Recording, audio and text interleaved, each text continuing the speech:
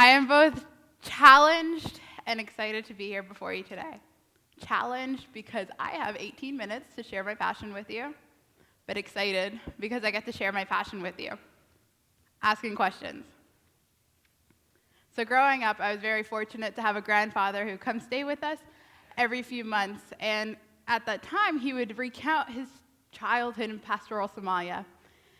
In all of his stories, he would tell me and describe a country I'd never seen, a culture I didn't totally understand, but a lifestyle that I very much wanted. See, my grandfather would tell me about games and adventures, and all of them, including camels, but in all of his stories, those who seemed to have the most fun were the boys, and for a 6-year-old girl such as myself, this wasn't fair. Bless my grandfather, he would put up with every question that I would ask from, well, if I was alive then, why wouldn't I be able to play with you to, if the boys had hands, then why didn't they do any of the housework? See, it would take me several years to be able to frame this within a gender equity framework, but at that particular moment in time, all I could think of was, if they can do it, why can't I? And this led to several nights of me dreaming that I was a CIA agent who I perceived at the time to be the epitome of justice, and that I could protect my family, friends, loved ones, and total strangers from ever feeling harm, and at the same time, maintain a herd of several dozen camels. See, I enjoyed asking questions as a child, but as I got older, I began to realize that some questions were not to be asked because they were seen as agitating the system. What I mean by systems is the spaces that we live in, the procedures, principles, nuances, and actions that dictate our daily lives. These systems envelop our everyday lives.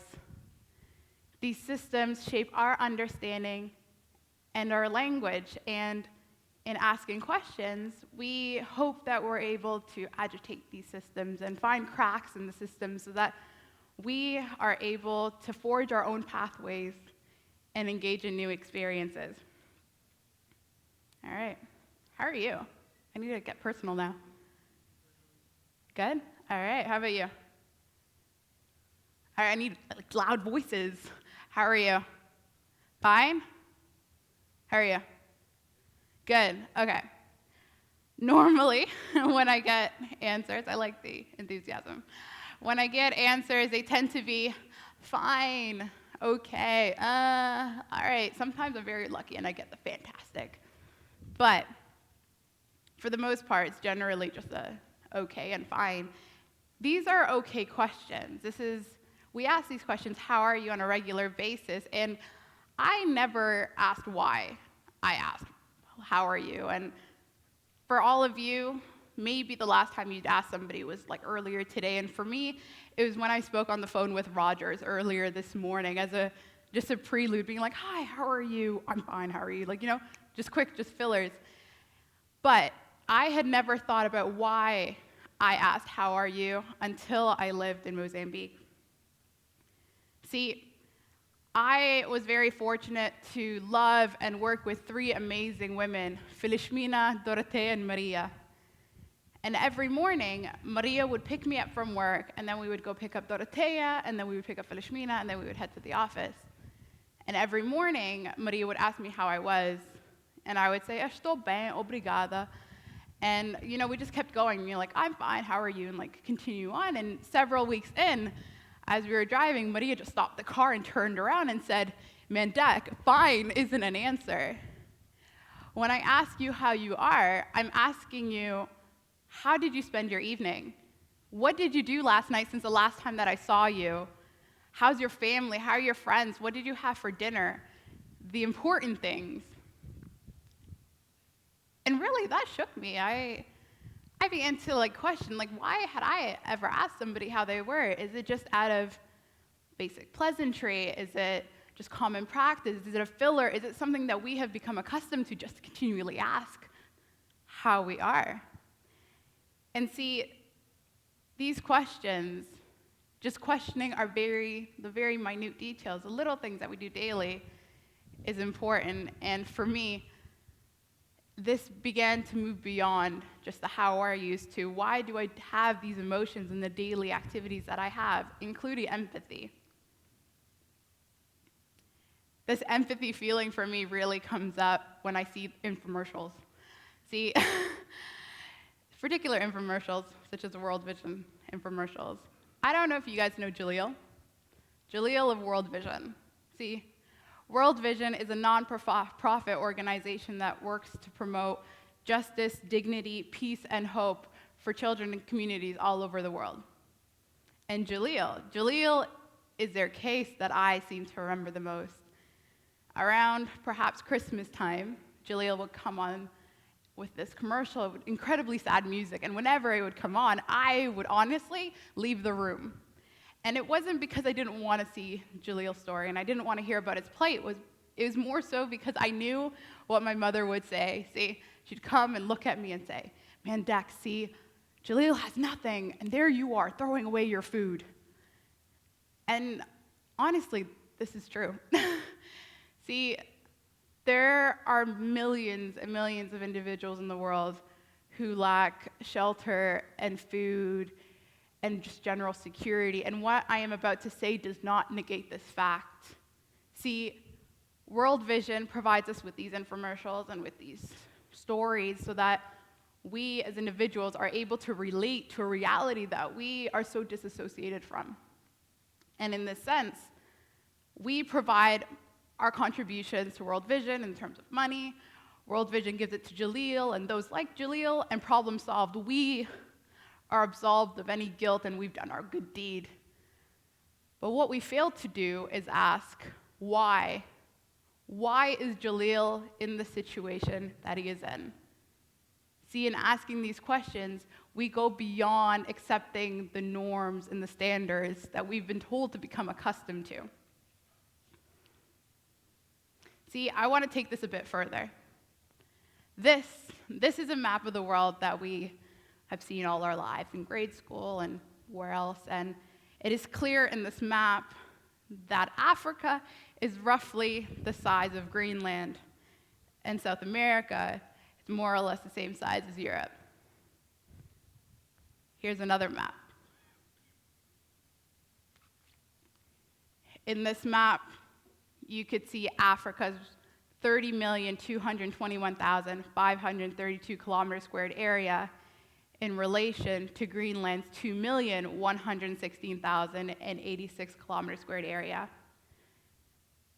You can also see South America is significantly larger than Europe. In showing you these, I am not trying to say that one map is more valid than the other. Rather, I'm trying to show you that the Gall-Peters map that we generally don't see is another fact. It is another truth. And see, these truths, just like validity and falseness and what is right and what is wrong, is something that we as a society have become accustomed to, and something that we have set for ourselves. And by understanding that there are other truths, we can broaden our minds and view that maybe there isn't just one answer to all these questions. And this map in particular has been for me a bit problematic in the sense that it just threw me into this spiral of just questioning everything that I saw. And it's a bit difficult as an IDS student to go about this. See, as an IDS student, we're told to flip ideas on their head on a regular basis, and that we can't just accept what we're told. This can be a bit problematic for me, especially when I want to write assignments. See, it takes me significantly longer to do like a 5-page paper because I'll read one word such as, why are countries underdeveloped? And looking at the word underdeveloped. Why is it that we're using this word?